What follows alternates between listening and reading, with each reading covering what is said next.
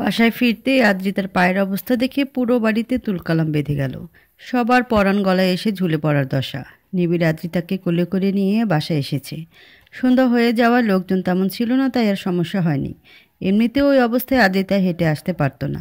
বাসায় এসে আদ্রিতাকে লিভিং রুমের সোফায় বসিয়ে দিয়েই সাথে সাথে এক মুহূর্ত না দাঁড়িয়ে নিবিড় সোজা নিজের রুমে চলে গেল। তখনই শুরু হয়ে গেল সবার হাই হতাশ।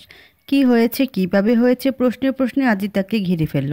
বেচারি আদ্রিতা কী বলবে সেটা মনে মনে পাকানোর সময়ও দিচ্ছে না। ওদিকে চারিদিক থেকেই সবাই হাহুতাশ করে পুরো বাড়ি মাথায় তুলে নিয়েছে। আরমান আহনাফ দুজন নাতনির চিন্তায় অস্থির। আবির তো পারলে এখনই স্বাস্থ্যমন্ত্রীকে সোজা উঠিয়ে নিয়ে আসে। ফোন কানে নিয়ে অস্থির হয়ে পাচারি করছে আর ডাক্তারকে ফোন লাগাচ্ছে। বড়দের চিন্তা একরকম আর ইয়াংগুলোর চিন্তার লেভেল তো আরও ইউনিক। তানহা বলল, এই অরি, পা কাটলো কি করে, কোথায় গিয়েছিলে তুই? সানভি বলল, এটা কি করলি তুই?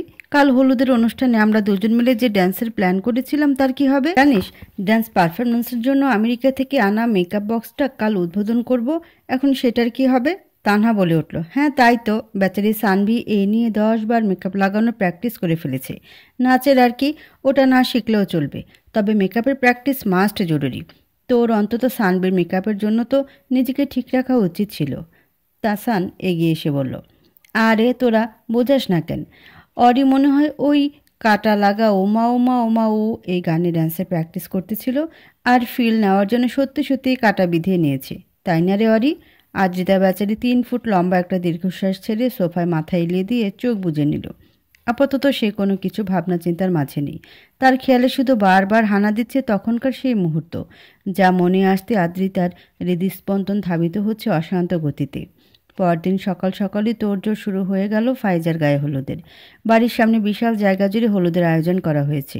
প্যান্ডেলের লোক এসে স্টেজ সাজাচ্ছে, ফুল আর রং বেরঙের ফেরি লাইটে চারিদিকে রঙিন সাজে সজ্জিত করছে। মেহমান আর আশেপাশের লোকজনের সমাগমে বাড়ি মেতে উঠেছে। বিশাল আকারে 4-5টা লাউড স্পিকার মিউজিক সিস্টেমও আনা হয়েছে। বলতে গেলে এলাহি এক আনন্দঘন পরিবেশ। তানহা আর সানভি আদ্রিতার সাথে বাইরের চেয়ারে বসে সব আয়োজন দেখছিল। রাতে ডাক্তার এসে ওষুধ দিয়ে গেছে। পায়ের ব্যথা অনেকটাই কমে গেছে আদ্রিতার, তবে পুরোপুরি ঠিক হতে একটু সময় লাগবে। ওদের কথার মাঝে তখনই ভেতর থেকে তাসান আর অপরাহ্ন ফয়সালের সাথে বাইরে এলো। তাদের দেখি মেয়েগুলো হঠাৎ হাসতে শুরু করে দিল, কারণ ওরা সবগুলো লুঙ্গি পরেছে। আর তাসানকে দেখে মনে হচ্ছে তার লুঙ্গি যে কোনো সময় তাকে ধোকা দিতে পারে। বেচারা একবার এদিক ধরছে তো আরেকবার ওদিক ধরছে। তাসান লুঙ্গির প্যারা সামলাতে সামলাতে বলল, আরে ইয়ার, এই লুঙ্গি কেমনে পরে মানছে? আমার তো ল্যাংটা ল্যাংটা ফিল হইতাছে। ফিরোজ ভাইয়ের দাদি সবগুলোর লুঙ্গি পরানোর শখ জাগলো, কী জন্য কে জানে, কেমন খালি খালি লাগতেছে। আরে এইটাই তো সুবিধা লুঙ্গির, হাওয়া বাতাস আদান প্রদান হয় আরামে। আরে আমগো যেমন অক্সিজেন ফ্রেশ বাতাসে প্রয়োজন হয়, তেমনি তোর বংশের বাতিরও তো হাওয়া বাতাস প্রয়োজন। সারাদিন বেচারাকে বদ্ধ খাঁচায় আটকে রাখিস, একটু খাঁচায় বাতাস না দিলে বাঁচবে কিভাবে? ওদের দেখে হাসতে হাসতে গড়াগড়ি খাচ্ছে মেয়েগুলো। তাসানরা ওদের কাছে এগিয়ে এসে বলল, কী রে, এমন আবুলের মতো হাসার কি হলো? জীবনে কখনো হ্যান্ডসাম ছেলে মানুষ দেখিসনি নাকি? তানহা বলে উঠল, হ্যান্ডসাম তো জানি না, তবে তোমার মতো জুকারকে প্রথম দেখলাম। তাসান লুঙ্গি সামলাতে পারছে না। সে অসহায়ভাবে অপরাহনাকে বলল, আর কেমনে সামলা এই লুঙ্গি, তোর অসুবিধা হচ্ছে না? তানহা পাশ থেকে বিড়বিড় করে বলে উঠল, হবে কিভাবে, এটা তো ওনার ফেভারিট পোশাক। বিড়বিড় করে বলল। অপরাহ্ন ঠিকই শুনতে পেল। বাঁকা হাসল সে। মেয়েটা দুষ্টও আছে দেখছি, সেদিনের ওটা নিয়ে ভালোই মজা নিচ্ছে। ফিরোজের দাদিদের অনেকগুলো গরু আছে, বাইরে বেঁধে রেখেছে। তাছাড়া আদ্রিতারা সবাই দেখছে সেগুলো। আদ্রিতা তো ফটাফট এক গাদা সেলফিও তুলে নিল গরুর সাথে। গরুর মুখে বাঁশের বানানো টোনা বাঁধা দেখে তাসান বলে উঠল, ইয়ার, এই গরুর মুখে মাস্ক পরিয়ে রেখেছে কেন? এখন তো করোনা ভাইরাসও নেই, আর এটা আবার কেমন মাস্ক? এমন মাস্ক পরা আর ল্যাংটা হয়ে টুপি পরে ঘোরা একই কথা। বেচারাকে একটা ভালো মাস্কই পরাতো। আজ গরু বলে বেচারাদের কোনো দামই নেই। জ্ঞানের রানী আদ্রিতা বলে উঠল, আরে ভাইয়া, এটা মাস্ক না, এটা বোধহয় ওদের ক্রিকেট হেলমেট। ওদের বোধহয় ক্রিকেট টুর্নামেন্ট হবে, CPL cow premier league. Tahsan হাতে তালি বাজিয়ে বলে উঠল, বাহ বোন বাহ, কেমনে, এত বুদ্ধি নিয়ে তুই ঘুমাস কেমনে? আদ্রিতা গর্বে গদগদ হয়ে বলল, আসলে ভাই রাতে ঘুমানোর আগে বুদ্ধিগুলো আলমারিতে রেখে তারপর ঘুমাই। অপরাহ্ন বলে উঠল, আরে ধুর, হতে পারে এটা ওদের কর্মদোষে পড়ানো হয়েছে। আমার মনে হয় গরুটা তাসানের মতোই বেশরম, ক্যারেক্টারলেস, তাই তো শাস্তিস্বরূপ টোনা পরিয়ে রেখেছে। না হলে হয়তো যুবতী গরুগুলোকে বদনাম করে ফেলতো। হাসাহাসি রোল পড়ে গেল তখন। বিকালের দিকে হলুদের অনুষ্ঠান শুরু হয়ে গেল।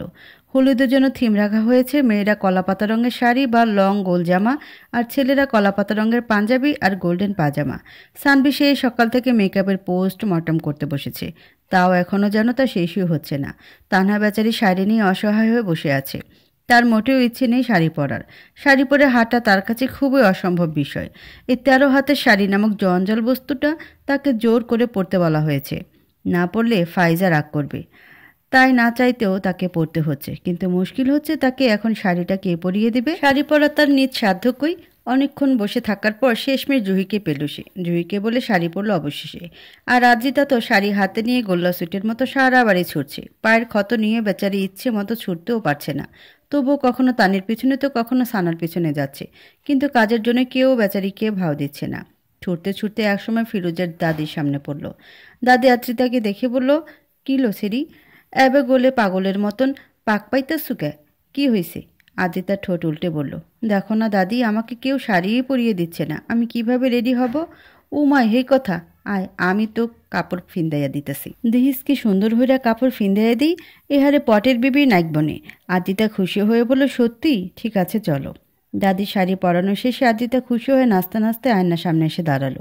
কিন্তু তার শাড়ি পরানোটা কেমন যেন অন্যরকম হয়েছে, অন্যদের থেকে আলাদা। দাদি ওকে গ্রামীণ বাঙালি স্টাইলে ভেঙে শাড়ি পরিয়েছে। তবে এভাবে যেন আদ্রিতাকে নিজের কাছে আরও বেশি ভালো লাগছে। বাকিরা কত স্টাইল করে কুচি দিয়ে নায়িকাদের মতো করে শাড়ি পরেছে, তাদের মাঝে আদ্রিতাকে ইউনিক লাগছে। ভালোই লাগছে নিজের কাছে তার। দাদি তার নিজের পুরনো কাঠের সিন্দুক খুলে সেখান থেকে একটা বক্স বের করে আনলো। তার ভেতর থেকে কিছু গহনা বের করে বলল, এগুলো আমার গয়না, তোর দাদা দিছিল আমাকে। এইসব পুরাইনা গয়না আজকাল কার সেরিরা পরবারই চায় না। কয় পুরান তো পড়লি নাকি খ্যাত দেখায়, তুই পড়বি, তোকে মেলা মানাইব। কেন নয় দাদি, আমার তো ভীষণ ভালো লাগছে এগুলো। আইবু তোকে ফিন্দায় দিই। দাদি ধান তাবিজ নামক পুরানো ডিজাইনের একটা মালা জাতীয় গহনা আদ্রিতাকে পরিয়ে দিল। গহনাটা গলার সাথে লেগে রইল আদ্রিতার। মালার সেটের সাথে একই রকম কানের দুল জোড়াও পরিয়ে দিল আদ্রিতাকে। হাতে পরিয়ে দিল এক জোড়া বালা, আর কোমরে পরিয়ে দিল বিছা। গহনা পরা শেষে আদ্রিতা হালকা করে একটু সেজে নিল। নিবিড়ের সেদিনের বলার পর থেকে আদ্রিতা আর মেকআপ করে না, সাধারণ লিপস্টিক আর কাজল পরে নিল। সাজা শেষে দাদি আদ্রিতার মুখটা ধরে বলল, ও মাইলো, কি সুন্দর লাগতেছে আমার বুবুডোক। তোকে দেখে আজ ভাবিজানের কথা মনে পড়ে গেল। তুই দেখতে আহারে তোর দাদির মতোই হইছু। খুশি মনে হাসলো আদ্রিতা। দাদির গাল টেনে দিয়ে বলল, থ্যাংক ইউ দাদি, তুমি সত্যিই অনেক কিউট, তুইও মেলকুট। খিলখিল করে হেসে উঠল আদ্রিতা। দাদি বেরিয়ে গেলে আদ্রিতা নিজেকে আবারও ঘুরে ফিরে দেখতে লাগলো আয়নায়। কোমলের বিছাটা তার অনেক ভালো লাগছে। নিজেকে দেখার মাঝে হঠাৎ পেছন থেকে কেউ বলে উঠল, পুতুল, তোর পায়ের জন্য অয়েন্টমেন্ট এনে। আদ্রিতা পেছন ফিরে তাকালো। নিবিড় নিজের মতো কথা বলতে বলতেই দরজা দিয়ে ভেতরে ঢুকছিল, কিন্তু আদ্রিতার উপর পূর্ণ দৃষ্টি পড়তে কণ্ঠস্বর মাঝপথেই থেমে গেল তার। স্থির নজর আটকে গেল আদ্রিতার পানি। অচল ইষ্ণু অস্পন্দ তার মুখয়ব। ইন্দ্রজালের বশীভূত যেন তার সর্বত্র।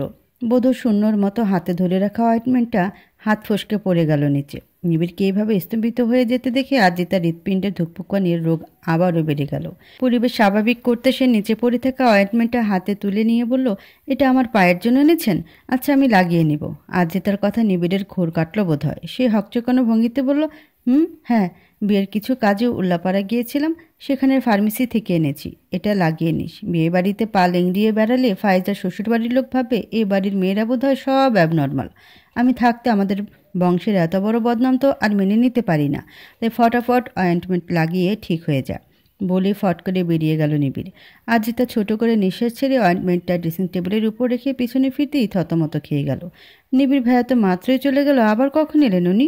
চোখ পিটপিট করে আদ্রিতা বলল, আরও কিছু বলবেন? নিবিড় গলা খাকারিয়ে দিয়ে বলল, হ্যাঁ। চেয়ারে বস। কেন? বসতে বললাম তাই। আদ্রিতা বসে পড়ল চেয়ারে। নিবিড় আদ্রিতার সামনে হাঁটু গেড়ে বসলো। আদ্রিতা বুঝতে পারছে না নিবিড় কী করতে চাইছে, কিন্তু ধমকের ভয়ে কিছু জিজ্ঞেসও করতে পারছে না। অজ্ঞতা চুপচাপ দেখতে লাগলো। নিবিড় এক হাত বাড়িয়ে আদ্রিতার পা ধরতে নিলে আদ্রিতা হকচকিয়ে উঠে বলল, কি করছেন? পায়ে হাত দিচ্ছেন কেন? আমি নিজেই লাগিয়ে নিব অয়েন্টমেন্ট। নিবিড় ধমকে সুরে বলল, চুপ। 2 মিনিট চুপ থাকলে কি তোর চুল পেকে যাবে? চুপ করে বসে থাক, তোর পা রোস্ট করে খেয়ে ফেলছি না। নিবিড় এক হাতে আদ্রিতার পা এনে নিজের হাঁটুর উপর রাখলো, আর এক হাত নিজের প্যান্টের পকেটে ঢুকিয়ে একটা আলতার শিশি বের করে বলল, পেতনি যখন সেজেছিস তখন পুরোপুরি সাজ, না হলে পেতনি জাতির অপমান হবে, আর একজন সজ্জন ব্যক্তি হয়ে কোনো জাতিকে আমি অপমানিত হতে দিব না। বলতে বলতে আদ্রিতার পায়ে আলতা পরাতে লাগলো নিবিড়। আজ যেন নিবিড়ের গা জ্বালানো কথায় আদ্রিতার মন খারাপ হলো না। কেন যেন মনে হচ্ছে এগুলো তার মনের কথা না। নিবিড়ের অব্যক্ত অনুভূতি হয়তো একটু হলেও আদ্রিতার মন পর্যন্ত পৌঁছাচ্ছে। সে অনুভব করতে পারছে তার আবহের সুর। দু পায়ে সুন্দর করে আলতা পরিয়ে দিল নিবিড়। আদ্রিতা নিগুড় দৃষ্টিতে তাকিয়ে দেখল শুধু। আলতা লাগানো শেষে আদ্রিতা বলে উঠল, হয়ে গেছে, এখন যাই বাইরে? আদ্রিতার প্রশ্নে নিবিড়ের মুখভাবে হঠাৎ পরিবর্তন দেখা দিল। চোখে মুখে অদ্ভুত এক ভীত যেন দেখা দিচ্ছে। চোখের নজর যেন বলতে চাইছে, তুই বাইরে যাস না মেয়ে, লোকের নজর থেকে তোকে লুকানো দায় হয়ে যায় যে। নিবিড়ের নীরবতা দেখে আদ্রিতা আবারও জিজ্ঞেস করলো। নিবিড় আদ্রিতার চোখের দিকে তাকিয়ে দেখলো আদ্রিতার কাজল হালকা ছড়ে আছে। নিবিড় বৃদ্ধাঙ্গুলের সাহায্যে আদ্রিতার লেপটানো কাজল মুছে দিয়ে নরম সুরে বলল, হ্যাঁ যা, তবে ক্ষত পা নিয়ে বেশি লাফালাফি করবি না, খবরদার। বিয়ে বাড়িতে বাহিরের ছেলে পেলে আসবে অনেক, তাই নিজের বাড়ির লোকের সাথেই থাকবি, একা একা কোথাও যাবি না। আদ্রিতার হঠাৎ মনে পড়লো ইভার বলা কথাগুলো, তাই সে বলল, আপনি চিন্তা করবেন না, আমি আপনাকে প্রমিস করছি আমি একদম একা একা কোনো দিকে যাব না। ঠিক আছে, যা এখন, আমি রেডি হয়ে আসছি। আচ্ছা। হলুদ ফাংশনের কার্যক্রম পুরোপুরিভাবে শুরু হয়ে গেছে। অপরাহ্ন রেডি হয়ে এসে স্টেজের সামনে চেয়ারে বসেছিল। ফয়সাল আর তাসানের সাথে বসে কথা বলছিল। তখনই ফায়জাকে নিয়ে আসা হলো স্টেজে। অপরাহ্ন সেদিকে তাকাতেই তার হৃৎপিণ্ড থমকে গেল। ফায়জার সাথে আসা মায়াবী রমণী তানহাকে দেখে তার সকল নিউরন ক্রিয়া বন্ধ করে দিল। এতটাই বিমূঢ় হলো যে বেচারা তানহাকে দেখতে একসময় চেয়ার উল্টে পড়েই গেল। তা দেখে হাসির রোল পড়ে গেল চারপাশে। তানহাও সেটা দেখে মুখ টিপে হাসল। ফায়জাকে স্টেজে বসিয়ে দিয়ে চেয়ারে এসে বসলো তানহা। হঠাৎ পাশের চেয়ারে এসে তার পাশে বসলো অপরাহ্ন। তানহার কানের কাছে ঝুঁকে বলল, এটা ঠিক করছো না শ্যামকন্যা। ডাক্তারকে রোগী বানানোর দায়ে তোমার শাস্তি প্রযোজ্য হয়ে যাচ্ছে। রোগীর ডাক্তার হয়ে তার রোগের প্রতিরোধকও তোমাকেই দিতে হবে কন্যা, না হলে ডাক্তার পাগল হওয়ার খবর রটে যাবে মহল্লায়। চকিত নজরে তাকালো তানহা। নজরে নজর বিঁধল তখন। হৃদ গহ্বরে চলল তুমুল তুফান, যার তোরে তানহার টেকে থাকা দায়। চিনচিন ব্যথা হচ্ছে যেন। অপরাণের মুগ্ধ অপলক দৃষ্টি, ঠোঁটে মোহনীয় হাসির রেখা, যে হাসির হেতু তার সম্মুখের কন্যাটি। দুজনের দৃষ্টি আদান প্রদানরত অবস্থায় অপরাহ্ন হাত বাড়িয়ে পাশে ডেকোরেশন করা ফুল থেকে একটা হলুদ রঙের জারবেরা ফুল নিয়ে তানহার খোপা করা চুলে গুজিয়ে দিয়ে বলল, এখন পরিপূর্ণ লাগছে, এবার পাগল হলেও খেদ নেই, তাতেও সার্থক। কথা শেষ করে হাসি মুখে উঠে গেল অপরাহ্ন। তানহা থমকে বসে রইল। আনমনে হাত চলে গেল তার খোপায় লাগানো ফুলে। হঠাৎ কেমন কান্না পেল তার যেন। এই অনুভূতির যন্ত্রণা থেকে সে তো অনেক দূরে থাকতে চায়, তবে কেন আরও মায়াজালে আটকে পড়ছে সে। ফায়জাকে একে একে হলুদ দিচ্ছে সবাই। গান বাজনা চলছে ধুমাধুম। সবাই স্টেজের সামনে আছে। আদ্রিতা নুরানকে টেনে নিয়ে এসেছে হলুদ দেওয়ার জন্য। বেচার এসব বিষয়ে একটু ইতস্তত বোধ করে, তাই আদ্রিতা টেনে নিয়ে এসেছে তাকে। নিয়ে আস্তে আস্তে দুষ্টুমি করে বলছে, আরে ভাই আসো না, আমার এত হ্যান্ডসাম ভাইয়াকে না দেখলে বরপক্ষের মেয়েরা বুঝবে কিভাবে যে এত হ্যান্ডসাম একটা বিয়াই আছে তাদের। নুরান বলল, কি বলিস পাগলে এসব। তা নিয়ে গিয়ে সে নুরানের মাথায় হাত বুলিয়ে বলল, ঠিকই তো বলেছে অরি, আমার এত হ্যান্ডসাম বাবাটা না থাকলে অনুষ্ঠানের চমক কিভাবে আসবে। তাহসান বলে উঠল, হরেনির আইসকা হলুদ দিতে আসা মেয়েগুলোর সামনে খাবারের বদলে তোরই প্লেটে সালাদ আর টমেটো সসের সাথে সার্ভ করে দেব। আমগো খরচও বাচ্চা যাইব, তো রূপ যৌবন কবে কাজে আসবে তাই না। নুরান অসহায় ভঙ্গিতে হাসলো। আদিতা জোরাজুরিতে ফায়জাকে একটু হলুদ লাগিয়েই ছাড়া পেল সে ওখান থেকে। ত্বরিত গতিতে পালালো নুরান। পুকুর ঘাটে বসে ফোন বের করলো। আজকের রাতটা কাটাবে সে নীলাম্বরীর সাথে কথা বলে। কিছু প্রণয়ের সূচনা করবে আজ। হবে কিছু নিশি কথা, কিছু মায়াবৃন্দের অনুরক্তি। আদ্রিতাকে আজ যে দেখছে সেই মুগ্ধ হচ্ছে। তানি আবির সহ বাড়ির সবাই তার প্রশংসা করছে। সানাও আদ্রিতার মাথায় হাত বুলিয়ে বলল, আমার মাটাকে আজ হুড়পুরি লাগছে, নজর না লাগে কারো। হঠাৎ পেছন থেকে কেউ বলে উঠল, নজর তো লেগে গেছে আন্টি। আদ্রিতা পেছনে তাকিয়ে দেখলো জোবান এসেছে। জোবান হাসি মুখে এগিয়ে এসে বলল, আসলেই আজ অরিকে অনেক সুন্দর লাগছে, তাই নজর তো লাগাই স্বাভাবিক। এই যে আমি চোখ ফেরাতে পারছি না। জোবানের কথাটা কেমন যেন পছন্দ হলো না আদ্রিতার। তবুও সৌজন্য বজায় রাখতে জোরপূর্বক মুচকে হেসে বলল, কেমন আছেন ভাইয়া। জোবানের হাসি মুখটা সহসেই খানিকটা চুপসে গেল, যেন ভাইয়া ডাকটা তার হাসি বিলীন হয়ে যাওয়ার কারণ। তবুও মেকে হেসে বলল, আগে কেমন ছিলাম জানি না, তবে এখন বেস্ট লাগছে। সানাকে কেউ ডাক দেওয়ায় সে চলে গেল ওখান থেকে। জোবান যেন আরও সুযোগ পেয়ে আদ্রিতার সাথে আরও ভাব জমাতে চাইল, তবে কিছু বলার আগে হঠাৎ সেখানে প্রকট হলো নিবিড়। এসে বাজখাই নজরে তাকালো আদ্রিতার পানে, যেন এক্ষুনি পেঁয়াজ মরিচ দিয়ে মাখিয়ে মরমর করে খেয়ে ফেলবে তাকে। এসে আদ্রিতার উদ্দেশ্যে বলে উঠল, ফায়জাকে একা রেখে এখানে দাঁড়িয়ে আছিস কোন পূর্ণ করতে। যা গিয়ে ওর পাশে বসে থাক, দেখ কিছু লাগে নাকি ওর। এত মানুষের মাঝে ও একা নিশ্চয়ই নার্ভাস হচ্ছে। আদ্রিতা মাথা দুলিয়ে বলল, ঠিক আছে। আদ্রিতা চলে গেল ফাইজার কাছে। নিবিড় তিন্নিকে ডাক দিয়ে বলল, মামুনি দেখো তোমার মামা এসেছে, যাও গিয়ে তোমার মাকে বলো তাকে খেতে দিতে। এত দূর থেকে এসেছে, নিশ্চয়ই টায়ার্ড হয়ে গেছে। কথাগুলো চিবিয়ে চিবিয়ে বলেই অন্যদিকে চলে গেল নিবিড়। আর তিন্নি মামার কোলে লাফ দিয়ে উঠে গলা ধরে ঝুলে পড়ল। জোবান যেন তবদা খেয়ে গেল। অজ্ঞতা ভাগ্নের জোড়াজড়িতে ভেতরে যেতে বাধ্য হলো সে। এসব কিছু তানি দূর থেকে ঠিকই অবলোকন করলো। চিন্তা হচ্ছে তার কোনো অঘটন না করে ফেলে তার ছেলে। হলুদের ফাংশন প্রায় শেষের দিকে। বরপক্ষ থেকে লোক এসে হলুদ দেওয়া প্রায় শেষ। সবাই আনন্দ উল্লাসের মাধ্যমে অনুষ্ঠান উপভোগ করলো। হলুদের সাথে সাথে নাচ গানও হচ্ছে ফাটাফাটি। সবাই নাচছে, শুধু বেচারি আদ্রিতা নাচতে পারছে না পায়ের জন্য। বসে থেকে হাত নাড়িয়ে যা একটু করতে পারছে। উঠতে চাইলেও নিবিড়ের অগ্নি চোখের চাহনির সামনে আর ওঠার সাহস পাচ্ছে না সে। কিছুক্ষণ গাল ফুলিয়ে ভেঙচি কেটে আবার বসে পড়ছে। লোকটার হঠাৎ হঠাৎ পরিবর্তন তাকে কনফিউজ করে দেয়। এই জোয়ার এই ফাটা। তখন তো কত ভালো মানুষ লাগছিল, হঠাৎ করে কোন ইঁদুরে কাটলো কে জানে। মুখটা কেমন ডিপ জলের পা শামসুরু মতো বানিয়ে রেখেছে, যেন কুড়াল নিয়ে এক্ষুনি কোপানো শুরু করে দিবে। কত সুন্দর অনুষ্ঠান, একটু নাচলেও তো পারে। নিজে তো নাচবে না, আবার আমাকেও নাচতে দিবে না। শুধু দেখতেই হিরো, কাজকর্ম পুরাই মিশা সওদাগর। তাও কত ভক্ত তার। বরপক্ষের মেয়েগুলো যেন পারলে তার কোলে উঠে পড়ে। মাছের মতো ওনার আশেপাশে ঘুরঘুর করছে। কি দিনকাল এসে গেল। মেয়েদের রুচি বলতে কিছু নেই। শেষমেশ কিনা এই দৈত্যদানবের উপর ক্রাশ খাচ্ছে। আজ তার ভীষণ বিরক্ত লাগছে হঠাৎ। এখানে আর থাকতেই ইচ্ছে করছে না। উঠে যেতে চাইলে তখনই জোবান এসে উপস্থিত হলো সেখানে। তাকে দেখে আদ্রিতার বিরক্তি যেন আরও বেড়ে গেল অকারণেই। জোবান মাত্রাতিরিক্ত হাসি হাসি মুখ করে বলল, কি হলো আরি, তুমি নাচছো না কেন? এমন অনুষ্ঠানে তোমাকে চুপচাপ বসে থাকা মানায় না। চলো আমরা একসাথে ডান্স করি। আদ্রিতা জোরপূর্বক হেসে বলল, আসলে ভাইয়া আমার পায়ে আঘাত পেয়েছি তো, তাই নাচতে পারবো না। আপনি নাচুন না গিয়ে। ওই যে দেখুন সানভি নাচছে, ওর সাথে নাচুন। সানভি, সানভি। জোবানকে বলার সুযোগ না দিয়ে সানভিকে ডাকা শুরু করে দিল আদ্রিতা।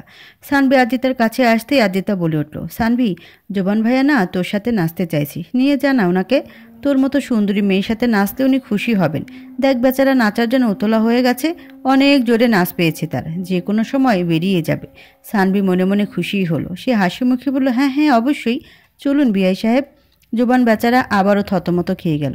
সে কিছু বলারও যেন সুযোগ পেল না। সানভি এক প্রকার টেনেই নিয়ে গেল জোবানকে। বেচারা জোবান বারবার শুধু ধোকাই খাচ্ছে।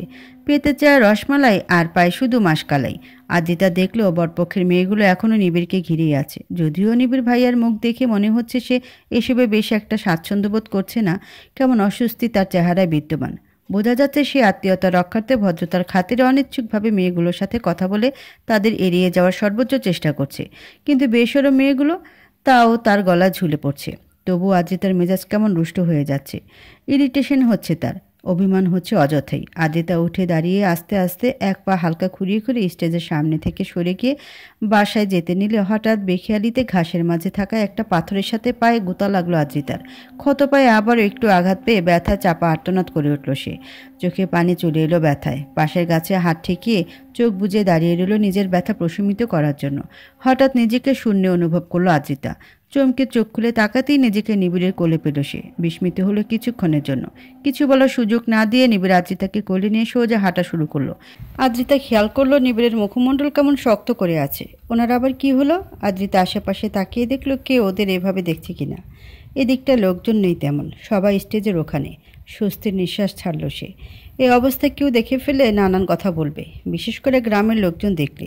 এই লোকের কি কোনো আক্কেল জ্ঞান নেই নাকি? নিবিড় আদ্রিতাকে নিয়ে এসে বাগানের এক বেঞ্চে বসিয়ে দিল। এটা স্টেজের অপর পাশে। এদিকে লোকজন তেমন নেই। আদ্রিতাকে বসিয়ে দিয়ে তার সামনে নিচে হাঁটু গেড়ে বসলো নিবিড়। হাত বাড়িয়ে আদ্রিতার ব্যথা পাওয়া পাটা সামনে আনলো। পায়ের জুতো খুলতে ব্যথায় আবারও হালকা আর্তনাদ করে উঠল আদ্রিতা। চোখের পানি আবারও গাল বেয়ে পড়ল। গোতা লেগে আদ্রিতার পায়ের আঙ্গুলের মাথা লাল হয়ে গেছে। নিবিড় ক্রুদ্ধ নজরে তাকালো আদ্রিতার পানে। চোয়াল শক্ত করে বলল, এখন কাঁদছিস কেন? আমার কথা না শোনার তো পণ করে নিয়েছিস তাই না? তোকে বলেছিলাম না একা একা কোনো দিকে যাবি না? হাঁটার সময় চোখ খুলে পকেটে রেখে দিস। বলদি একটা। একই জায়গায় বারবার চোট লাগানোর মহৎ গুণ তোর মাঝে আছে শুধু। আদ্রিতার এমনিতেই ব্যথা লেগেছে, তার উপর নিবিড়ের কথা যেন তার অভিমান হলো ভীষণ। আদ্রিতা নিবিড়ের হাতের উপর থেকে নিজের পা সরিয়ে নিয়ে অভিমানী সুরে বলল, ঠিক আছে, আমার দোষে আমি ব্যথা পেয়েছি, ভুগবো আমি। আপনাকে এত পেরেশান হতে হবে না। আপনার মূল্যবান সময় অযথা খরচ না করার দরকার নেই। আপনার তো অনেক কাজ, মেহমানরা আপনাকে না পেলে নারাজ হয়ে যাবে। যান সেখানে যান, আমারটা আমি দেখে নেব বলে আদ্রিতা উঠে যেতে নিল। অভিমানের বসে ধপ করে ক্ষতপাটা নিচে রাখতে আবারও ব্যথা পেল সে। তবুও মালুম না করে এগোতে নিলে পেছন থেকে হাতে টান পড়ল। নিবিড় আদ্রিতার হাত ধরে হ্যাঁচকা টান দিল। আদ্রিতা হুমড়ি খেয়ে পড়ল নিবিড়ের কোলের মাঝে। আদ্রিতা পড়ে যাওয়ার ভয়ে নিবিড়ের কাঁধ চেপে ধরল। নাক গিয়ে ঠেকল নিবিড়ের বুকে। শ্বাসে পেল সেই পরিচিত মোহময় ঘ্রাণ। নিবিড় হাতের আঙ্গুল দিয়ে আদ্রিতার চোয়াল শক্ত করে চেপে ধরে মুখ উপরে তুলল। দাঁত কিরমির করে বলল, সাহস অনেক বেশিই বেড়ে যাচ্ছে তোর আজকাল। আমাকে ওভারটেক করে যাওয়ার সাহস হয় কী করে তোর? আমার জন্য কোনটা জরুরি সেটা এখন তোর মতো বলদির কাছ থেকে জানতে হবে আমার? আদ্রিতা কিছু বলল না, অভিমানে মুখ অন্যদিকে ফিরিয়ে নিল। নিবিড়ের কোল থেকে সরে যেতে চাইল, কিন্তু নিবিড়ের শক্ত বাঁধনের জোরে তা পারল না সে। অজ্ঞতা মুখ অন্যদিকে রেখে নাক টেনে ফোপাতে লাগলো আর নিজেকে ছাড়ানোর জন্য মুষ্টামুষ্টি করতে লাগলো। নিবিড় এবার চোয়াল ছেড়ে আলতো করে আদ্রিতার গালে হাত রেখে তার মুখটা নিজের দিকে ঘুরালো। নরম সুরে বলল, এত অভিমান কোথায় পাস তুই? ফ্যাক্টরি দিয়েছিস নাকি অভিমানের? নির্ঘাত চায়না মাল দিয়ে তৈরি করেছিস ফ্যাক্টরি, তাই তো কথায় কথায় বিগড়ে যায়। আদ্রিতা অভিমানী সুরে বলল, আমার কোনো অভিমান নেই। আর কেন করব অভিমান? আপনি ওই মেয়েগুলোর সাথে যা খুশি তাই করুন, দরকার হলে তাদের কোলে গিয়ে ঘুরে বেড়ান, তাতে আমার কি? আমি কেন সেটা নিয়ে জেলাস হতে যাব? নিবিড় বাঁকা হেসে বলল, কিন্তু আমি তো কোনো মেয়ের কথা বলিনি। থতমত খেয়ে গেল আদ্রিতা। কি বলতে কি বলে ফেললাম? ঠিকই বলেন উনি, আমি আসলে একটা বলদি। নিবিড় আদ্রিতার কানের কাছে ঝুঁকে ফিসফিস করে বলল, পুরো পুরো গন্ধ কেন রে? জলে নাকি? তনু মনে আবারও আলোড়ন ছড়ালো আদ্রিতার। নিবিড়ের এমন ফিসফিসানি সুরে শিহরিত কম্পনের চোখ মুদে নিল সে। পায়ের যন্ত্রণার পরিবর্তে এবার হৃৎপিণ্ডে যন্ত্রণা শুরু হলো। সে যন্ত্রণা থেকে বাঁচতে আদ্রিতা কম্পিত সুরে বলে উঠল, ছাড়ুন, কেউ দেখলে খারাপ ভাববে। নিবিড় আদ্রিতার দিকে তীক্ষ্ণ দৃষ্টিতে তাকিয়ে বলল, so I care a damn. তুই এখানে বস, আমি আসছি এক্ষুনি। আদ্রিতাকে বেঞ্চে বসিয়ে দিয়ে নিবিড় উঠে গেল। কিছুক্ষণ পরে হাতে একটা দইয়ের বোল নিয়ে ফিরে এলো সে। আদ্রিতার সামনে বসে চামচে দই নিয়ে আদ্রিতার মুখের সামনে ধরে বলল, নে মুখ খোল। খাবারের নামে যে ইয়ার্কি করেছিস তা জানা আছে আমার। আজ ব্যস্ত ছিলাম তাই তোর ফাঁকিবাজি ধরতে পারিনি। এখন এটা খেয়ে নে ফটাফট। আদ্রিতা করুণ সুরে বলল, আমার খেতে ইচ্ছে করছে না সত্যি। আজ আমি একটু ফাঁকিবাজি করিনি, অনেক খাবার খেয়েছি, পেট ভরে আছে। তোর সত্যি তোর কাছেই রাখ, না হলে রোদে শুকিয়ে আমসত্ত্ব বানিয়ে ফেল। তোর এই বাসি পচা সত্যি আমাকে দেখাতে আসিস না, খবরদার। এখন কথা না বাড়িয়ে এটা খেয়ে নে, নাহলে তোকে দুই ভাগ করে কেটে রোদে শুকিয়ে অরিসত্ত্ব বানিয়ে দেব। অসহায় আদ্রিতা জীবন যুদ্ধে পরাজিত সৈনিকের ন্যায় মুখ করে দই মুখে দিল। তার দৈত্য দানবটা তাকে পুরোটুকু খাইয়েই দম নিল। আদ্রিতার জান শেষ। এই লোকটার টর্চারে একদিন পটল তোলা পাক্কা হয়ে যাবে তার। কোনদিন সকালে ঘুম থেকে উঠে নিজেকে পরলোকে আবিষ্কার করতে পাওয়া যাবে। তবুও যেন এই ঐশ্বর্য লোকটাকে ঘিরেই আদ্রিতার সকল অনুভূতির আয়োজন। এই যে কিছুক্ষণ আগেও যে মন খারাপটা ছিল, এখন তা আর নেই। ওর সম্মুখে বসা সুদর্শন পুরুষটা, তার শুভ্র মুখটাতেই যেন এক সমুদ্র প্রশান্তি। তার চোখের তারা যখন আদ্রিতা নিজের স্বচ্ছ প্রতিচ্ছবি দেখে, তখন পৃথিবী রঙিন। তার সুবাস নিঃশ্বাসে দেয় শীতলতা, তার আবহে সব সুন্দর। আবার এই মানবটি আদ্রিতার সকল বিষণ্ণতা, অভিমান আর পীড়ারও কারণ। সকল রকম অনুভূতি শুধু যেন তাকে ঘিরেই। আদ্রিতার সকল অনুভূতিগুলো যেন অকপটে বলছে, হে মানব, আমি একমাত্র তোমার নামে ঘোষিত। আমাতে আর কোনো কিছু আশ্রয় পায় না। সবাই মজা করছে, শুধু তাসান বেচারা পারছে না। অনুষ্ঠান শেষ হতে চলল, অথচ সে একটা মাছও তার বড়শিতে আটকাতে পারল না। তাসানের এমন ঝুলিয়ে রাখা মুখ দেখে ফয়সাল বলে উঠল, কি হয়েছে ভাইয়া? মুখটা এমন চুনোপুটির মতো বানিয়ে রেখেছেন কেন? তাসান আফসোসের সুরে বলে উঠল, তো কি করব? আরে দেহস না, চারিদিকে কত বাহারি ফুলের মেলা, অথচ আমার পীড়িতের ফুলদানি তো খালিই থেকে গেল, একটা ফুলও পড়ল না তাতে। তুই ফয়সাল, কি কমতি আছে আমার মাঝে? আমার মতো হট আইটেমকে একবার দেখলেই তো মাইয়া 3বার করে প্রেমে চিৎপটাং হয়ে পড়ে যাওয়া অনিবার্য। রবি বাবা এরই মধ্যে তার নারী সেবার সেঞ্চুরি কমপ্লিট করে ফেলেছে, আর আমি তার এত বড় শিশু হয়েও এখনও পর্যন্ত খাতাই খুলতে পারলাম না। এই দুঃখে আমার হলুদ খেয়ে মরে যেতে মন চাইছে। ফয়সাল হেসে দিয়ে বলল, আরে চিন্তা করো না ভাইয়া, মনোবল রাখো, তোমারও আজকে বনি হয়েই যাবে দেখো। অপরাহ্ন পাশ থেকে বলে উঠল, বাদ দে পাগলা, তোর দ্বারা হবে না। গ্রামের মেয়েদের তোর মতো বাদরের চামচিকা হওয়ার শখ নেই। কি এত ইনসালাত? এখন তো ইগোর ব্যাপার হয়ে গেল, and my ego is very egoistic. তুই দেখ খালি, আইজ খালি ওয়ার্ম আপ না, আসল খেলা হবে খেলা। আজ তো তোকে দেখিয়েই ছাড়বো এ Tahsan the great key cheese. নিজের মহত্ব প্রমাণ করতে তাসান বদ্ধপরিকর হয়ে মাঠে নেমে পড়ল। আশেপাশে সার্চ লাইট মেরে খুঁজতে লাগলো কাকে টোপে ফেলা যায়। অতঃপর সে পেয়েই গেল কাউকে। ওদের থেকে কিছুটা দূরে একটা মেয়ে এক মধ্যবয়স্ক লোকের সাথে দাঁড়িয়ে আছে। মেয়েটা গ্রামের হবে, দেখে বোঝা যাচ্ছে অনেক সহজ সরল আর ভীতু মেয়েটা। কারণ মধ্যবয়স্ক লোকটার সামনে কেমন যেন ভয়ে জমে যাওয়ার মতো মাথা নত করে দাঁড়িয়ে আছে। আর মধ্যবয়স্ক লোকটা যেন নিজের ওজনের চাইতেও 4 গুণ বেশি দাম্ভিক ভাব করে আছে, যেন গ্রামের জমিদার সাহেবুনি। লোকটা মেয়েটাকে কথায় কথায় ধমক দিচ্ছে, এটা খেও না, ওটা করো না, ওখানে যেও না, মাথায় কাপড় টানো, এসব আরও অনেক কিছু বলে মেয়েটাকে শুধু ধমকাচ্ছে। আর মেয়েটা মাথা নত করে ভীত হয়ে কাঁদো কাঁদো মুখ করে দাঁড়িয়ে আছে শুধু। তা দেখে তাসান বিশ্বজয়ের হাসি দিয়ে ফয়সালের উদ্দেশ্যে বলল, মাইয়াডারে চিনিস নাকি? ফয়সাল ভালো করে লক্ষ্য করে বলল, না তো ভাইয়া, তবে লোকটাকে চিনি, ফায়জা আপুর বরের ফুফাতো বোন জামাই। মেয়েটা বোধ হয় ওনার বোন টোন হবে। তাসান বাঁকা হেসে বলল, কাজ হয়ে গেছে ফয়সাল, আজ তো বনি হয়েই গেল ধর।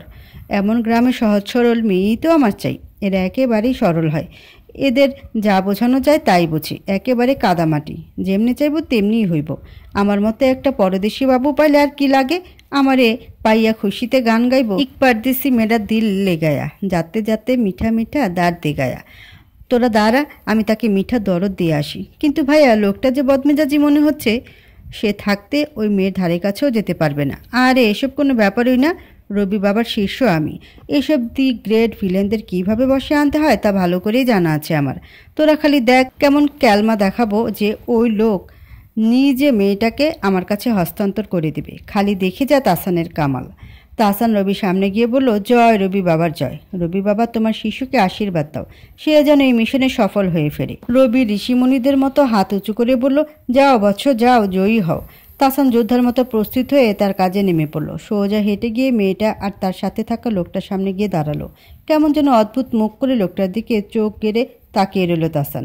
লোকটা তখনও মেয়েটাকে বকাবাক্য করতে ব্যস্ত। হঠাৎ তাসানকে সামনে দেখে লোকটা ব্রুকুচকে তাকিয়ে বলল, কি হয়েছে? এবো হইরা তাহাই আছেন কে? তাসান কিছু না বলে সে অদ্ভুত দৃষ্টিতে তাকিয়ে আছে, যেন লোকটার মাঝে কোনো রকেট সায়েন্স আবিষ্কার করছে সে। তাসানের এভাবে তাকিয়ে থাকা দেখে লোকটা আবারও বলে উঠল, কেডো ভাই আপনি? কি সমস্যা? কিছু কইবার চান? তাসান এ পর্যায়ে হঠাৎ 2 হাতে লোকটা 2 বাহু চেপে ধরে অবাক ভঙ্গিতে বলল, মদ না ভাই? লোকটা থতমত খেয়ে বলল, কি? কেডো মদনা ভাই? কে মানে আপনি মদনা ভাই? সে ব্যাঙের মতো চোখ, সে গন্ডারের মতো নাক, জলহস্তির মতো পেট, গরুর লেজের মতো চুল, ক্যাঙ্গারুর মতো কান, একদম হুবহু মদনা ভাই, আমার মদনা ভাই। তাসান লোকটাকে জড়িয়ে ধরে আবেগে আপ্লুত হওয়ার ভঙ্গিতে বলল, কোথায় চলে গিয়েছিলেন মদনা ভাই? কত খুঁজেছি আমি আপনাকে। সে যে অমাবস্যার রাতে বদনা হাতে নিয়ে জঙ্গলে মঙ্গল করতে গেলেন, আর ফিরে এলেন না। একবারও কি ছোট ভাইটার কথা মনে পড়ল না? আপনাকে ছাড়া এই জীবন অনর্থক। যেমন সর্দি বিনা নাক, গন্ধ বিনা পাত, আর চুলকানি বিনা অ্যালার্জি, তেমনই আপনাকে বিনা বেচারা আমি। লোকটার পিছনের টেবিলে রাখা পানির গ্লাস থেকে আঙ্গুলে করে পানি নিয়ে নিজের চোখে দিয়ে অশ্রু বানালো তাসান। ভাবটা এমন যেন সিনেমার মতো ছোটবেলায় হারিয়ে যাওয়া ভাইকে ফিরে পেয়েছে সে। তাসানের এমন আচরণ দেখে লোকটারও যেন মুখমণ্ডলের ভাব পরিবর্তন হলো। মায়া হলো বোধহয় তাসানের উপর। গলে যাওয়া গলায় সে নরম সুরে বলল, আহারে দেহ স্নেন, কি কষ্ট গেদাডর। তুমি কাইন্দ না ভাই, আমি তোমার মদনা ভাই না, কিন্তু তুমি চাইলেই আমাক তোমার ভাই মনে করবার পারো। আমি তোমার বড় ভাইয়ের মতোই তো। আপনি কত ভালো মানুষ ভাইয়া, আজকালকার আপনার মতো ভালো মানুষ পাওয়াই দেয়। আমি আপনার ছোট ভাই, এখন থেকে আপনার যা কিছু দরকার হবে আপনি আমাকে বলবেন। ছোট ভাইকে ভরসা করেন। আমি আপনার দেওয়া কাজ নিজের জান দিয়ে হলেও পালন করব। আপনি কিছু খেয়েছেন? চলুন আমি আপনাকে ভালো করে খেতে দিই। না না, তার দরকার হইব না, আমি খাইছি। তা বললে হয়? আরে আপনি আমার ভাই, আপনাকে তো ভিআইপি ট্রিট দিতে হবে। আসেন আমার সাথে। তাসান এক প্রকার লোকটাকে জোর করে খাবার টেবিল এনে বসিয়ে দিল। তার সামনে হরেক রকমের খাবারের মেলা লাগিয়ে দিল। লোকটাও যেন নিজেকে কোনো রাজা মহারাজার মতো ফিল করতে লাগলো। মুখে না করলেও ঠিকই খাওয়া শুরু করলো। তাসান তখন মেয়েটাকে দেখিয়ে বলল, ভাই উনি কে? ওনাকেও খেতে দিব? ও আমার বোন তাসলিমা। ও এখন খাইব না। আসলে ভালো হয়েছে তোমাক পাইছি। তাসলিমাক নিয়ে একটু চিন্তায় ছিলাম। ও আল্লাহ বোকাশোকা বুঝলা, ভালো মন্দ কিছুই বোঝেই না। এখন এখানে কত এজলা পোলাপান ঘুরতেছে, এর মধ্যে ওক একাসারি ক্যাব হইরা কত। আরে এইটুকু ব্যাপার আপনি একদম চিন্তা করবেন না। আপনার এই ছোট ভাই কবে কাজে আসবে আপনি নিশ্চিন্তে আরামে খান। আমি আপনার বোনে দেখাশোনা করছি। আমি তার সব কিছু দেখাশোনা করবো একেবারে পরোক্ষভাবে। তুমি তো আমার চিন্তা দূর করিলা ভাই। আপনি বসে খান, আমি ওনাকে সুরক্ষিত জায়গায় নিয়ে যাচ্ছি। আচ্ছা। ব্যাস হয়ে গেল। বাঁকা হাসলো তাহসান। তার কাজ হয়ে গেছে। সে জানতো এসব বদমেজাজি লোকেদের মগজ খালি থাকে একেবারে। একটু ইমোশনাল ফোরন দিলেই কাজ হয়ে যায়। তাহসান মেয়েটাকে নিয়ে অন্যদিকে চলে এলো। এবার মেয়েটাকে পটানোর জন্য বলল, আমি কিন্তু এসব আপনার জন্যই করেছি। আপনাকে কখন থেকে দেখছিলাম ওনার কাছে শুধু বকা খাচ্ছিলেন। আমার খুব খারাপ লাগছিল। আপনার মতো এত সুন্দর একটা মেয়েকে এইভাবে ভয়ে ভয়ে থাকতে দেখি আমার কলিজা গ্যাস্ট্রিক জমে যাচ্ছিল। তাই তো ওনার হাত থেকে আপনাকে মুক্ত করলাম। এখন আপনি যা খুশি করতে পারেন। তাসলিমা লাজুক ভঙ্গিতে বলল, আপনি কত ভালো, মেলা ধন্যবাদ আপনার। তাহসানের মনে লাড্ডু ফুটছে। তার নিশান একেবারে সঠিক জায়গায় গেঁথেছে। হায়, গ্রামের মেয়েরা কত সরল। এখন তাহসান যা বলবে তাই মানবে মেয়েটা। এইভাবে তাহসান বলে উঠল, ধন্যবাদের কি আছে? তোমার সুন্দরী মেয়ের মুখে হাসি ফোটাতে পারা আমার 14 গোষ্ঠী সৌভাগ্যের ব্যাপার। তোমাকে দেখি না আমার বুকে আগডুম বাগডুম করছে। মন চাচ্ছে আজই বিয়া বাসর সব সেরে টেরে কালই মা বাবাকে দাদা দাদি বানিয়ে দিই। তাহসানের কথায় মেয়েটি লাজুকতা হয়ে একেবারে নুয়ে পড়া ভঙ্গিতে বলল, কী বলেন? এমন হয় নাকি? আরে হয় হয়। When Tahsan is here then everything is possible. চলো, তোমাকে ডেমো দেখাচ্ছি এক্ষুনি। তাহসান মেয়েটিকে সাথে নিয়ে কাচারি ঘরের দিকে যেতে লাগলো। মনে মনে লুঙ্গি ডান্স দিচ্ছে। আজ তো খেলা জমবে বেশ। গ্রামের বোকাশোকা মেয়েদের পটানো কত সহজ। তাহসান যেতে অপরাহ্ন, ফয়সাল আরও যেসব গ্রামের কাজিন ভাইগুলো দাঁড়িয়েছিল সেগুলোকে চোখের ইশারে বোঝালো সে চ্যালেঞ্জ জিতে গেছে। এখন আসল গেম খেলতে যাচ্ছে। অপরাহ্ন বলে উঠল, শালা কেল্লাফতে করিয়ে দিল নাকি? চল তো দেখি সে কি করে। অপরাহ্ন আর বাকি ছেলেগুলো তাহসানের পিছু নিল। ওরা দেখলো তাহসান মেয়েটিকে নিয়ে কাচারি ঘরে ঢুকলো। ওরাও গিয়ে কাচারি ঘরের দরজার কাছে গিয়ে কান পাতলো ভেতরের অবস্থা জানার জন্য। কিছুক্ষণ পরে ভেতর থেকে তাহসানের আ করে আওয়াজ শোনা গেল। এরপর কেমন গঙ্গানিরও আওয়াজ এলো। অপরাহ্ন দুষ্টু বলে উঠল, আরে বাস, হারামি তো সত্যি সত্যি খেলা শুরু করে দিছে। এই ফয়সাল, কান চেপে তোর এসব শুনিস না, তোর বয়স হয়নি। আমি 18 হয়ে গেছি ভাই। এসব শোনা কেন, করারও লাইসেন্স পেয়ে গেছি। ছি ছি, কি বলিস এসব? আর তাহসানটাও কেমন বেশরম। এমন করে কেউ আওয়াজ করে? সারা গ্রামবাসীকে শোনাতে চায় নাকি? গ্রামের মেয়েরাও এত ফাস্ট হয়ে গেছে, জানা ছিল না। প্রথম দেখাতেই সোজা ফাইনাল ধাপে চলে গেছে। মানতেই হবে গ্রাম উন্নত হয়েছে অনেক। বাকি ছেলেগুলো হাসতে লাগলো। আর ভেতর থেকে গঙ্গানির আওয়াজ এসেই চলেছে। হঠাৎ তাহসানের কণ্ঠ শোনা গেল। সে চিল্লিয়ে বলল, অপু, ফয়সাল, বাঁচা আমারে। এবার ওদের সন্দেহ হলো। দরজা খুলে ভেতরে ঢুকে যা দেখলো তাতে চোখ চড়ক গাছ। ভেতরে তাহসান হাত পা আর মুখ বাঁধা অবস্থায় নিচে মাটিতে পড়ে মুচড়ামুচড়ি করছে। ওরা দ্রুত গিয়ে তাহসানের হাত পায়ের বাঁধন খুলে দিয়ে বলল, কি রে, তোর এই অবস্থা কি করে হলো? তাহসান জানালো। তখন তাহসান ভেতরে এসে মেয়েটির কাছে যেতে নিলে মেয়েটি ওর মেন পয়েন্টে বরাবর হাঁটু দিয়ে সজোরে এক গুঁতা মেরে দেয়। তাতেই বেচারা আর্তনাদ করে নিচে পড়ে যায়। তারপর মেয়েটা তাহসানের হাত পা আর মুখ বেঁধে দেয়। তাহসানের কাছে টাকা পয়সা করি, মোবাইল যা যা ছিল সব ছিনিয়ে নেয়। মেয়েটা তাকে বলে, তোরা শহরের মোদ্দাগুলো কি ভাবিস? গ্রামের মেয়েরা সহজ সরল, যা খুশি তাই করতে পারবো, তাই না? এত সহজে পটাতে পারবি? সেই দিন বাঘে খাইছে। এসেছিলাম তো অন্যকে লুটতে, কিন্তু তুই নিজেই যখন লুটতে এসেছিস তখন আমি কি করতে পারি? এই বলে মেয়েটি ওর সব কিছু লুটে নিয়ে জানালা দিয়ে পালিয়ে গেছে। ঘটনার আসল বৃত্তান্ত শুনে সবাই একজন আরেকজনের মুখ চাওয়াচাওয়ি করলো। তারপর সবাই একসাথে অট্টহাসিতে ফেটে পড়লো। হাসতে হাসতে সবগুলো মাটিতে গড়াগড়ি খেতে শুরু করলো। বেচারা তাহসানের সাথে এত বড় ট্র্যাজেডি দেখে ওরা কিছুতেই হাসি থামাতে পারছে না। যাকে নিয়ে বাসর সাজিয়েছিল সেই ধোকা দিয়ে বোকা বানিয়ে গেল বেচারাকে। নিশির জাল ভেদ করে কুসুম রঙের সূর্যোদয় ঘটছে। তার কিরণে ধীরে ধীরে আলোকিত হচ্ছে ভুবন। দিনের শুরুর ঘটানো সেই প্রথম প্রহরের সাক্ষী হচ্ছে নুরান। ভোর 5টায় উঠে এসে নদীর কিনারায় দাঁড়িয়ে আছে সে। প্রকৃতির এই দারুণ অবিস্মরণীয় মুহূর্ত সচক্ষে ধারণ করতেই রাত থাকতেই আসা তার। শ্যামল মায়ায় ঘেরা পরিবেশে ভোরে প্রথম আলো সৌন্দর্য উপভোগ করাই তার উদ্দেশ্য, যেটা সে খুব করে করছে। প্রাতকালের শীতল বাতাস, সেই বাতাসে দোল খাওয়া ধানের ক্ষেত, নীড় ছেড়ে উড়ে যাওয়া ব্যস্ত পাখির কিচিরমিচির সবই এক মোহময় প্রশান্তি ছড়াচ্ছে। নুরান 2 হাত ছড়িয়ে চোখ বুজে প্রকৃতির এই অপরূপ মায়ায় নিজেকে দ্রবীভূত করল। এভাবে কিছুক্ষণ থাকার পর নিজের আর্টবোর্ড স্ট্যান্ডের সাথে সেট করল নুরান। আজ এই ছোট্ট সবুজ গ্রামটার কিছু অংশ তারা আর্টবোর্ডে বহন করবে সে। ধীরে ধীরে গ্রামের লোকজন তাদের নিত্য কাজে বের হচ্ছে। গবাদি পশু পাখিগুলো আবাসস্থল ছাড়ছে। চাষি ছুটছে খেতে, জেলে জাল ফেলে মাছ ধরছে। দুধের কলসি নিয়ে কেউ আবার ছুটছে হাটে। শিশুরা ছুটছে তাদের মন মতো। নুরান সব কিছুই সংগ্রহ করে নিচ্ছে তার চিত্রে। আঁকতে নিয়ে তার মনে খেয়াল আসছে কবির বলা সেই লাইনগুলি। একবার যেতে দে না আমার ছোট্ট সোনার গায়ে, যেথায় কোকিল কুহু কুহু, দোয়েল ডাকে মোহু মোহু, নদীর যেথায় ছুটে চলে আপন ঠিকানায়। গ্রামের বাড়ির সকলের কোলাহলে সকাল সকালে ঘুম ভেঙে যায় সবার। তার উপর বিয়ে বাড়ির সমাগম তো আছেই, তাই শহরের মতো বেলা করে ঘুমানোর অসম্ভব প্রায়। তানহাও সকাল সকালেই তাই উঠে পড়েছে। নিজে চশমা পরতে পরতে বাড়ির সামনের উঠোনে এসে ফিরোজের দাদিকে মালসা হাতে দিতে দেখলো। তানহা কৌতূহলী কণ্ঠে জিজ্ঞেস করলো, দাদি এতে কি আছে? এটা নিয়ে কোথায় যাচ্ছ? দাদি বলল, আরে বউ তুই উঠছু, এর মধ্যে গুড়া গোলের না আছে, হাঁসের নাইকা। ওয়াও দাদি, তোমার হাঁসও আছে? আছে তো, আয় তোকে দেখাই। টানা দাদির সাথে গেল। দাদি হাঁসের খোপের কাছে এসে দরজা খুলে দিতে প্যাক প্যাক আওয়াজের ঝড় তুলে ঝাঁক ধরে হুড়মুড় করে সব হাঁসগুলো বেরিয়ে এলো। বেরিয়ে এসেই গুড়া গোলানো মালসার মাঝে হামলে পড়ল। পাড়াপাড়ি করে হাঁসগুলো খেয়ে যাচ্ছে। এর মাঝে কয়েকটা সাদা রাজহাঁসও আছে। দেখতে অনেক সুন্দর লাগছে তানহার কাছে। তানহা উৎসুক কণ্ঠে বলল, এগুলো সব তোমার দাদি? ব্যাগটি আমার, হাট থাইয়া একটু কিনে আনছিলাম, হেই থেইয়াই এখন এত গুলান হয়েছে। ওদের কথার মাঝেই হঠাৎ সেখানে অপরাহ্ন এসে হাজির হলো। তান্না সেদিকে একবার তাকিয়ে দেখে আবার চোখ সরিয়ে নিল। জগিং করতে গিয়েছিল বোধহয়, মাথা কপালে ঘাম ভেজা। অপরাহ্ন বলে উঠল, বাহ দাদি, সৈন্য সেনা ভালোই করেছ। তা দাদি, এতগুলোকে পালতেও তো তোমার অনেক কষ্ট হয় তাই না? তবে চিন্তা করো না, এই অপু থাকতে তোমার কষ্ট থাকতে দেব না। আজই জবাই করে হাঁসের মাংস ভুনা করে খেয়ে তোমার কষ্ট কমিয়ে দিব।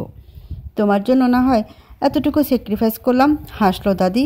কেউ ডাক দেওয়ায় দাদি চলে গেল। তান্না তখন অপরাহ্নকে বলল, আপনি তো দেখছি খুব নিষ্ঠুর লোক, এত সুন্দর হাঁসগুলোকে জবাই করে খেয়ে ফেলতে চান, আপনার মায়া করবেন একটু?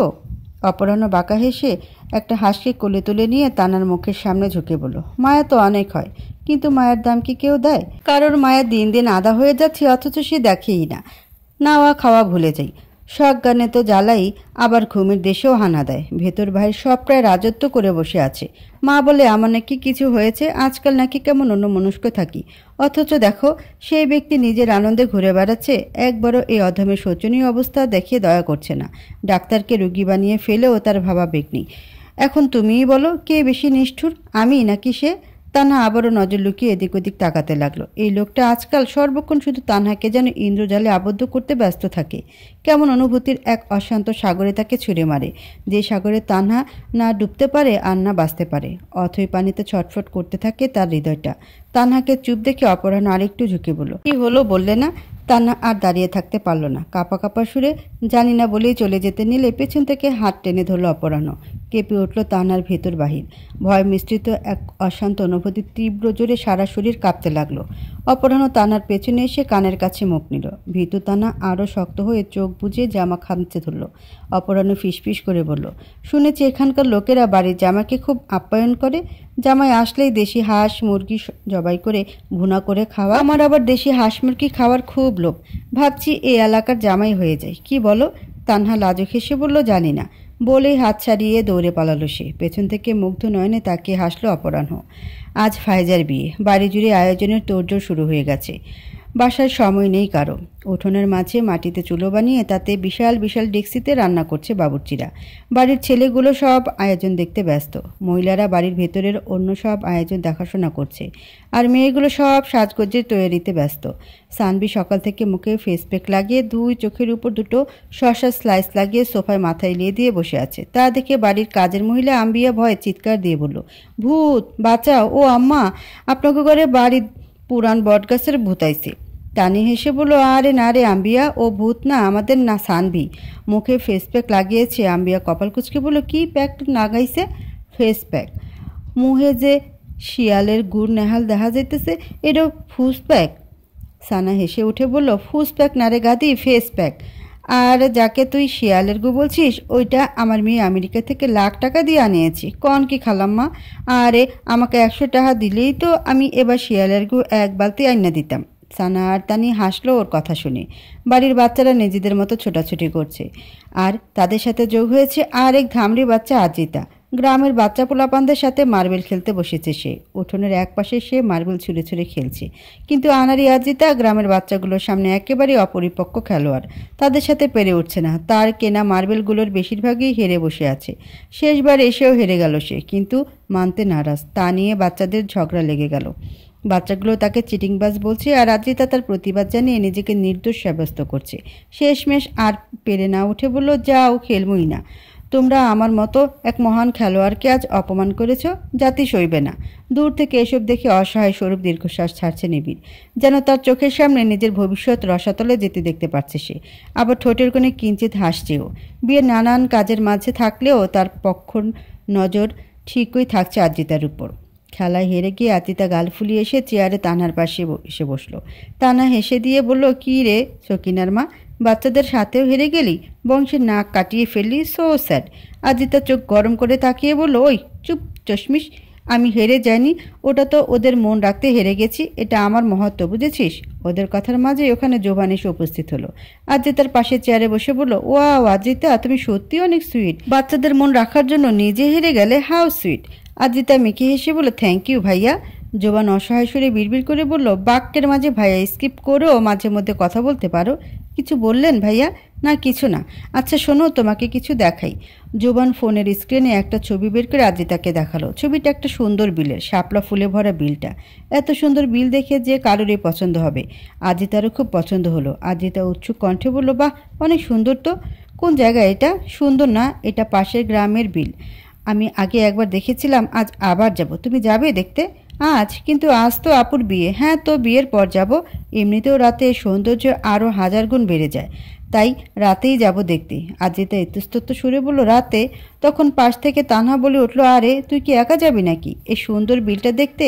আমরা সবাই একসাথে যাব, অনেক মজা হবে। জোবানের মুখটা আবারও চিপে রস বের করা আমের মতো হয়ে গেল। কিন্তু আদ্রিতা খুশি হয়ে বলল, ওয়াও, তাহলে তো মজাই হবে। ঠিক আছে, রাতে আমরা সবাই মিলে যাব।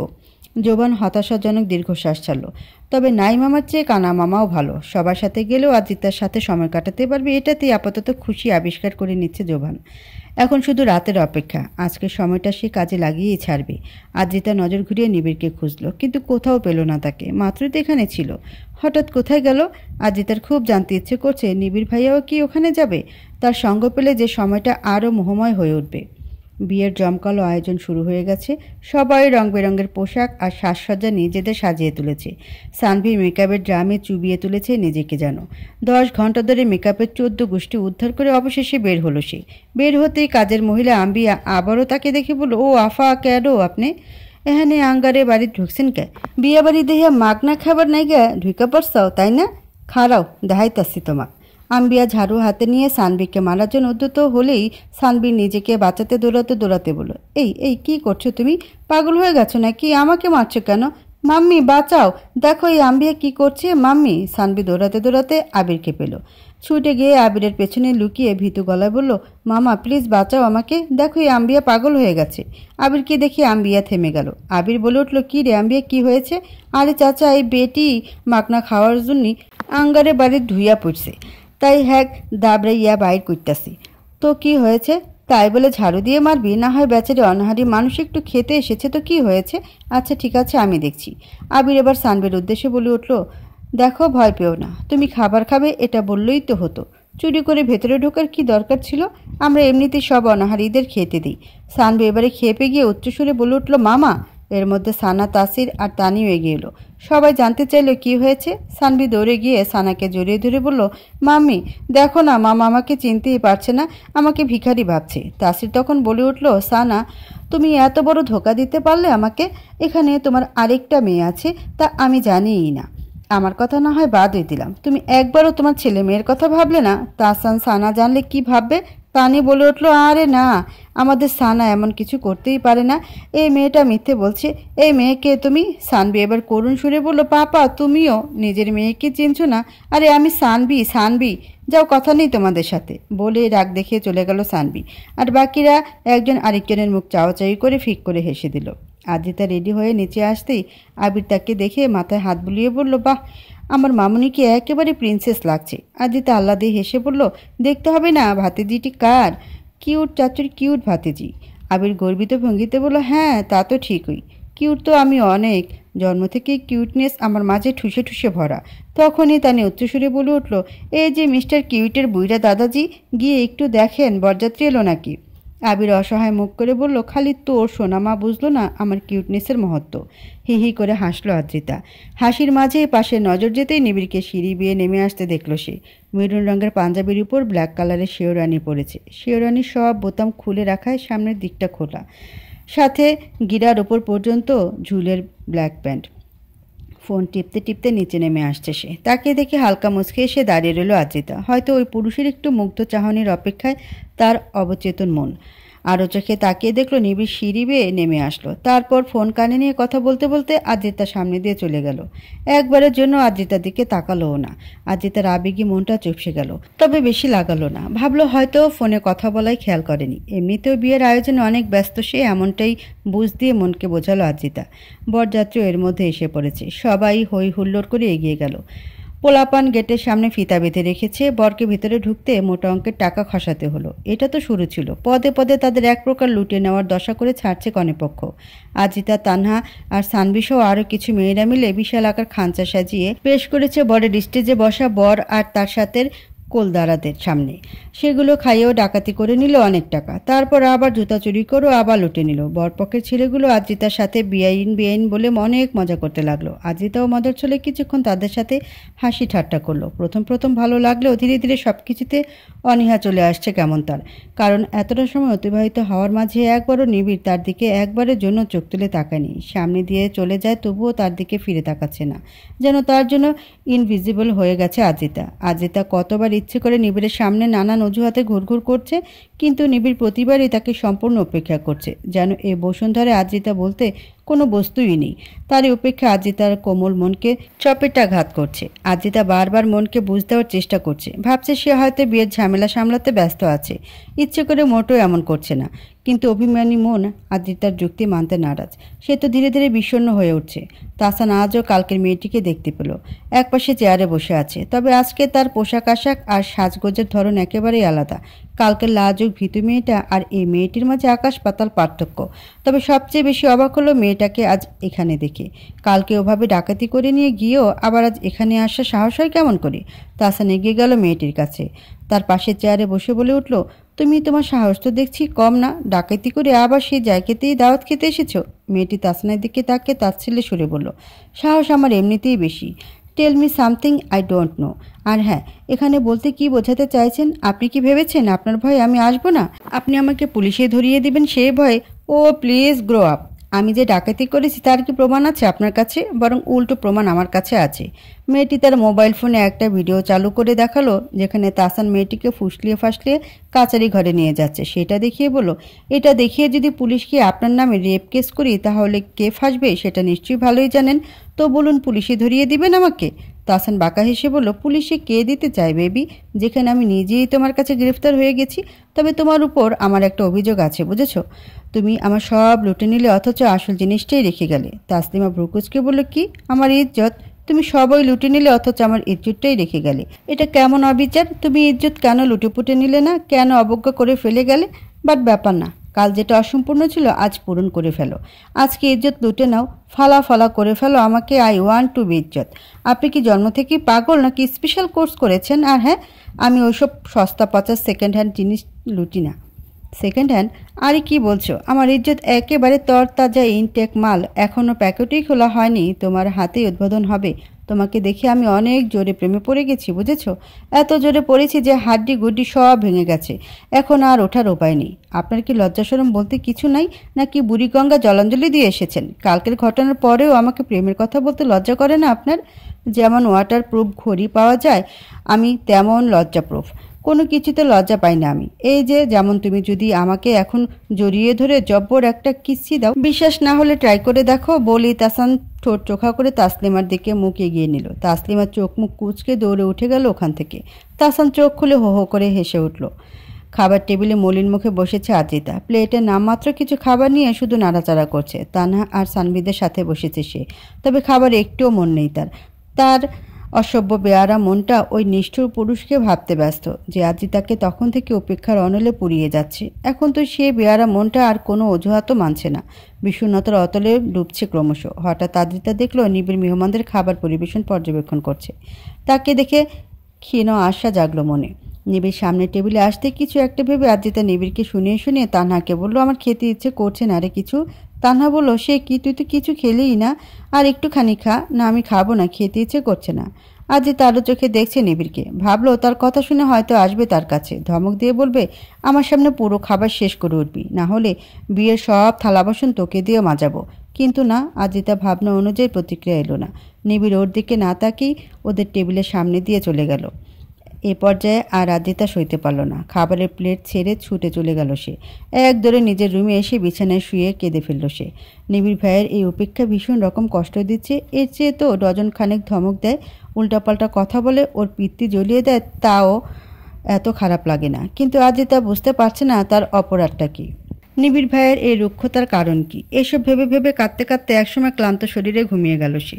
রাত তখন দ্বিপ্রহর, ঘুমের দেশে হারিয়ে আছে আজিতা। তখনই নিস্তব্ধ পায়ে রুমে ঢুকলো কেউ, মৃদু পায়ে আজিতার বিছানার পাশে এসে দাঁড়ালো, ঠোঁটে বাঁকা হাসি তার। কিছুক্ষণ দেখার পর দুই হাতে আলতো করে কোলে তুলে নিল ঘুমকুমারীকে। কোলে নিয়ে আবারও বেরিয়ে গেল সে।